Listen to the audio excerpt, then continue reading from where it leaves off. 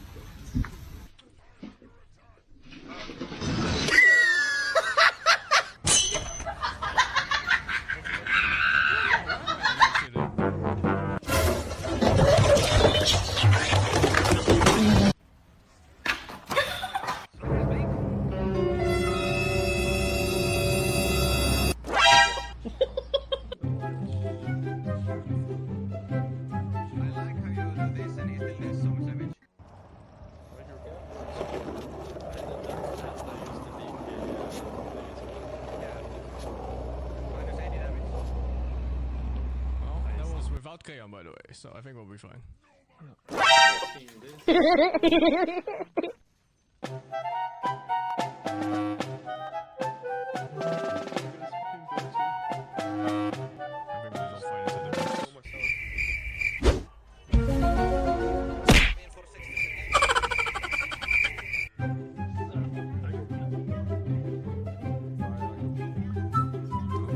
Why even a sentence? Like, it's not even names anymore. Words. It's like all sentences.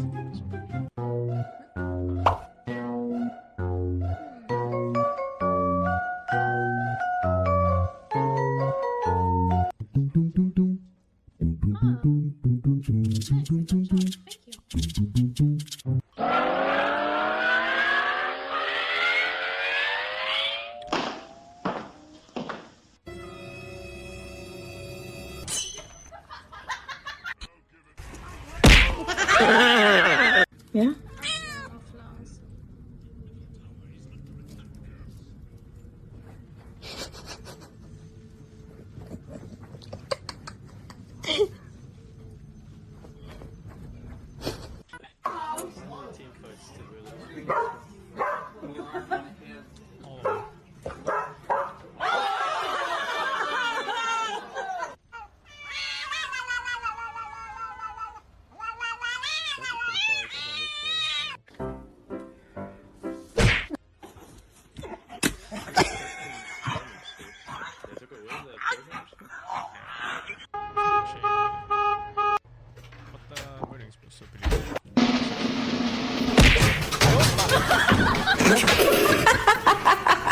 Meow. Meow. Yeah, but I feel like there's too much magic rest in that game. Doesn't like ink and stuff. Yeah, it's in the peak.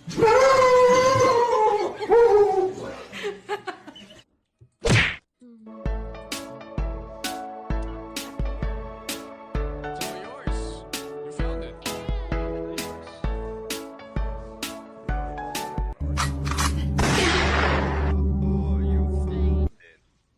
I'm gonna run in and use it.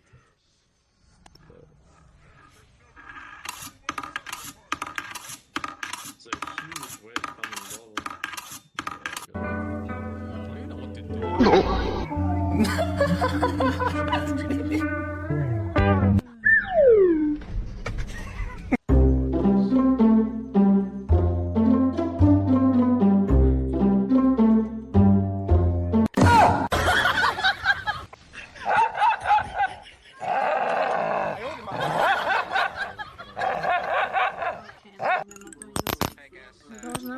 Yeah, we cannot see. We need to fight them outside the base.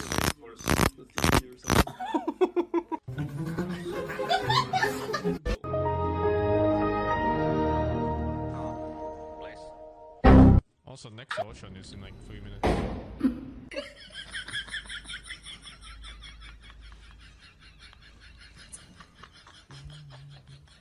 So we should take the XP when that isn't me.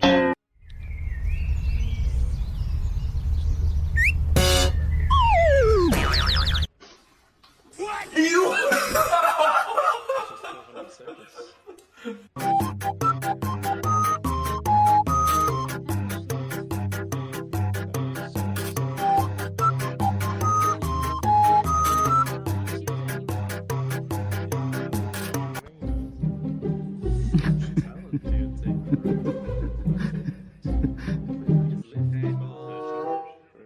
It's alright,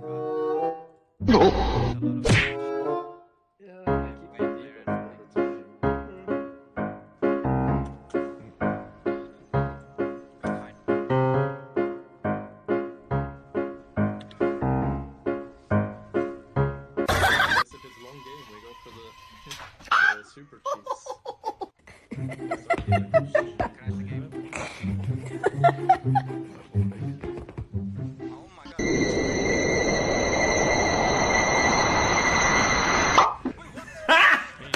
God!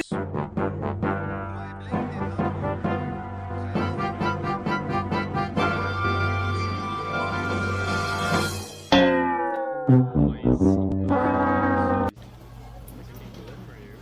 dead. I'm dead last time. I think so, yeah. My lift got cancelled. Why is it spicy?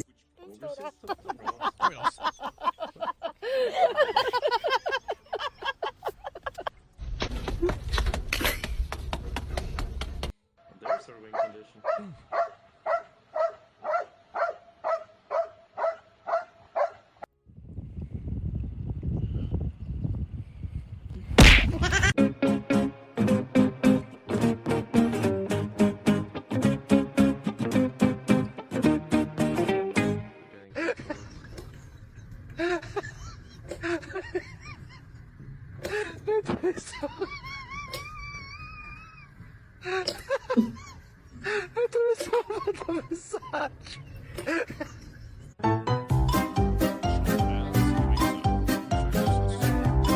Maybe if you're facing a lot of units.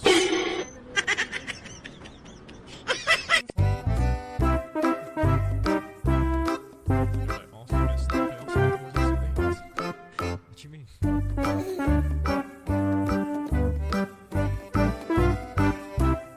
With this game, I can live self delusions.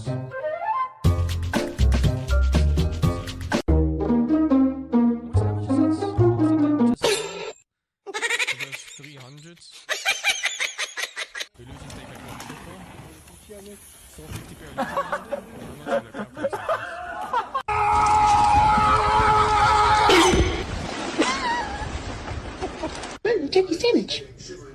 I'm not sure the calculates like this. Check his damage.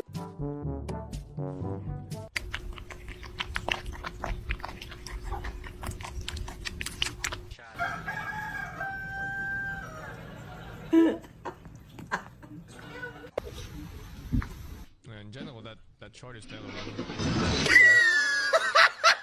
They will remove the component and cancel your stunts. That was like the whole thing about it before. This one enemies with the melee here.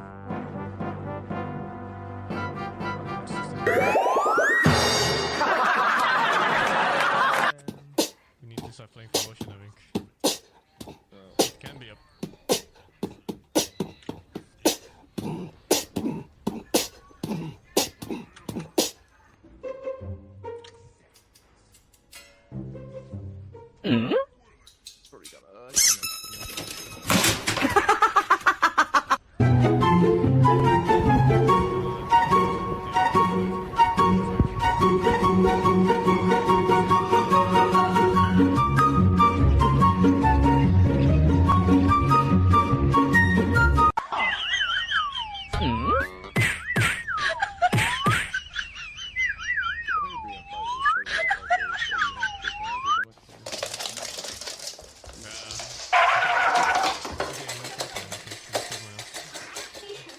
Ocean is up. There's an acronym on this one too. This time.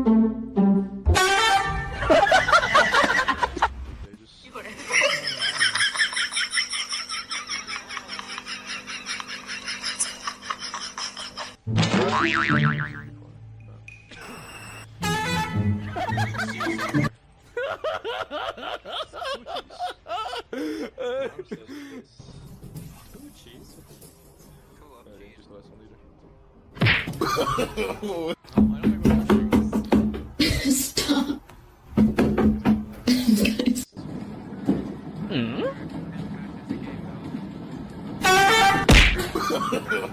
No, no, no. I don't think we're pushing.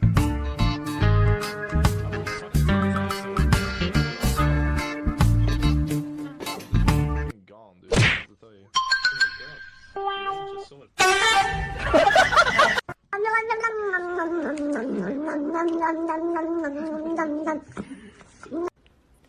No. No.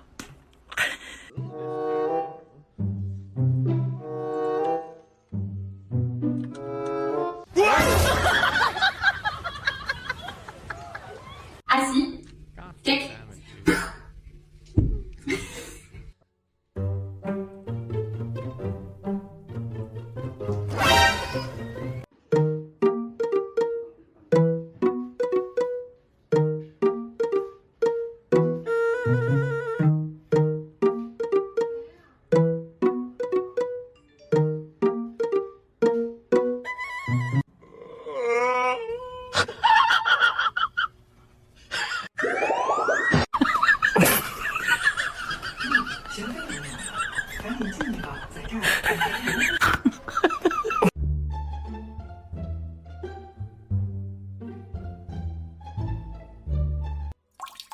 What do you think? E-Blade Husk.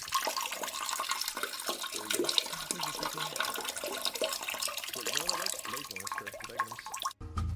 Switch decks. Anybody likes. He didn't go peeky being a sniper. Blade won't actually work.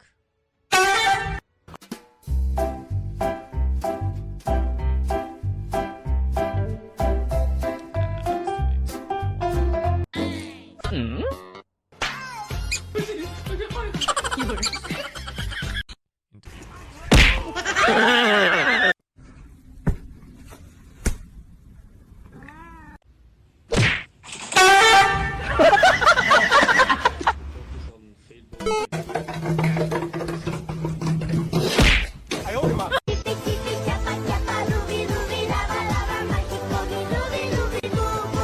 Kill Doxy before he gets anything off.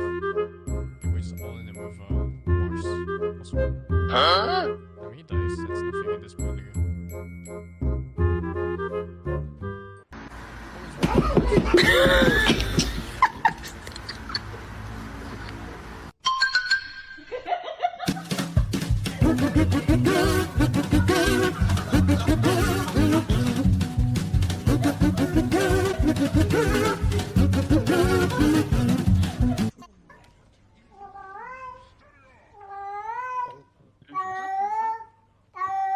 So many illusions.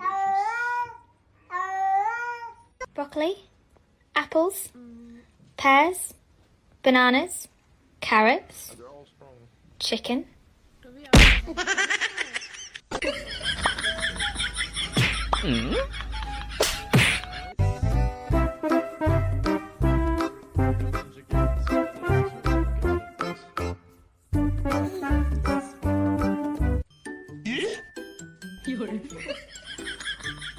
I don't know about aesthetics count, but I think I'm dead if they get me at all. same. If they get to see me walk Yo, you're illegal, illegal.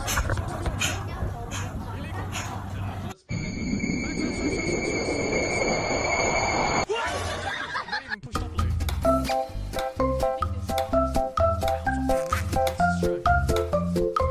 This fucking guy's illegal.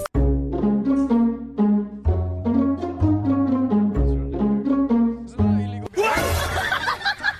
Get them on board again.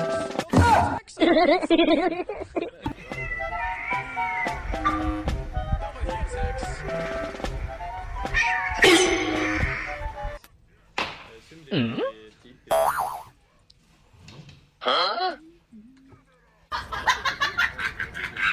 Go for this shit? We high five. Just arena and hope for the best. Give me a high five. You wanna do it? Does Arena and hope for the best? Fuck it. Thanks. Arena push and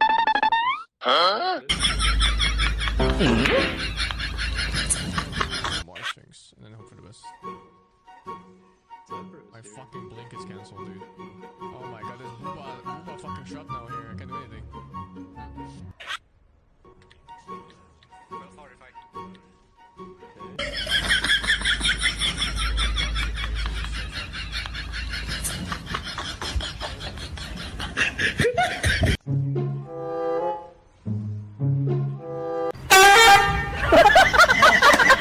Did you walk?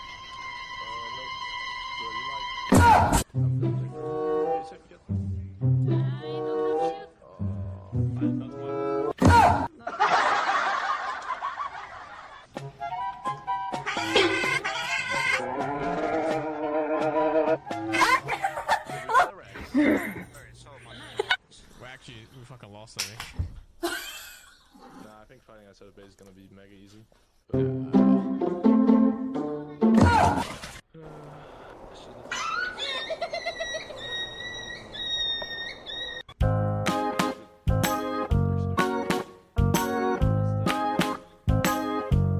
I can't even take the damages to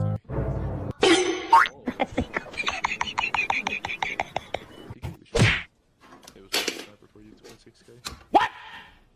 Some Lina there. Wait.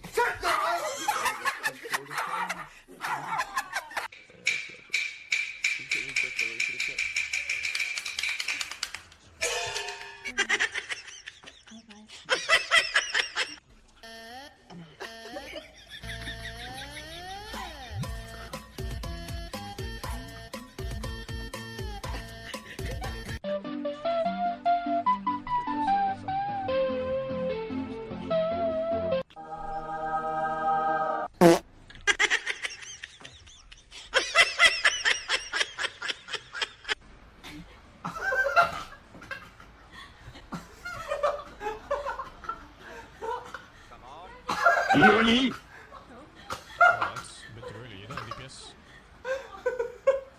Oh, what? Nej, där står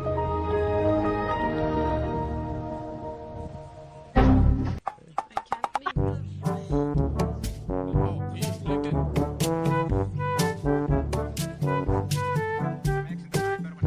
I'm fighting DK in base right now. Seconds DK stop.